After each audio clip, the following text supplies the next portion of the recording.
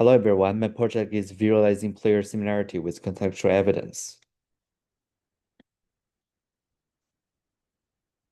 This work starts from a simple problem in soccer analytics. People often compare players for scouting, squad rotation, or style fit, but similarity is usually shown as just a score or a ranking. My goal here is not to propose a new model, but to design a visualization workflow that helps users understand and justify similarity. Player similarity is useful in many decision settings, but the common output is still static rank or single summary view. The issue is that this tells us who is similar, but not clearly why. Important context can be missing, including role, league context, spatial tendencies, and the event situations behind the numbers. This slide shows the original data. I use StatsBomb events together with StatsBomb 360 frames, so each event can also be linked to local spatial context on the pitch.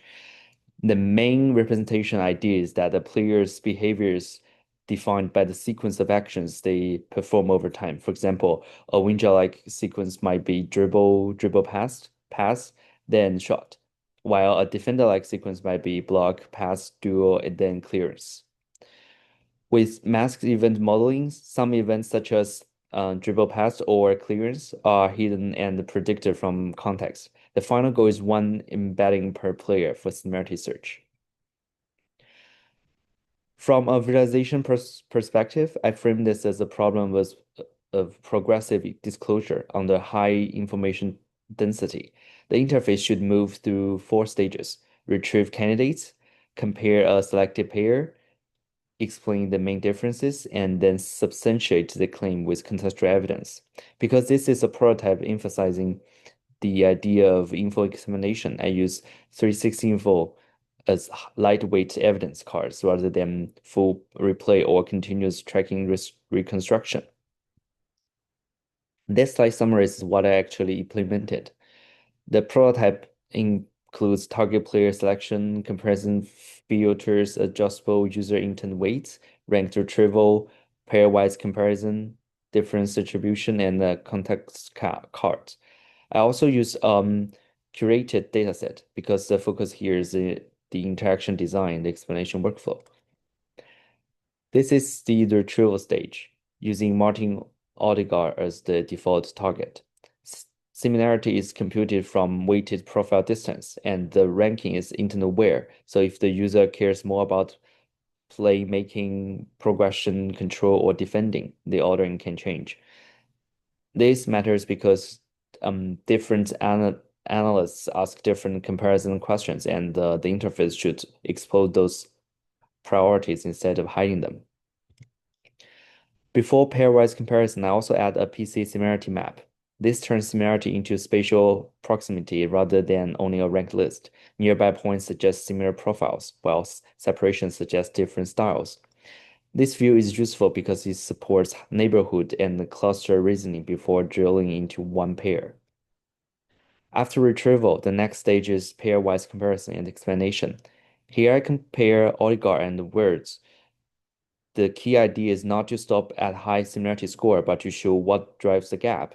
In this example, Words is stronger in progressive carrying and press resistance, while Odegaard is stronger in chance creation and line breaking passing. This helps user justify the comparison rather than treat the score as a black box. The final stage is substantiation. This context cards add spatial evidence after ranking and comparison. They are intentionally lightweight, not full replay, but enough to show where and how the compare actions happen. So the workflow moves from score to evidence. The contribution is mainly in the visualization workflow rather than a new similarity model. More specifically, I connect the retrieval, comparison, explanation, and evidence in one interface. I use the evidence card to keep context visible without overload, and I make the ranking intent aware while keeping it transparent. This is still a course project, so the most realistic evaluation will start with heuristic review and the small task-based test.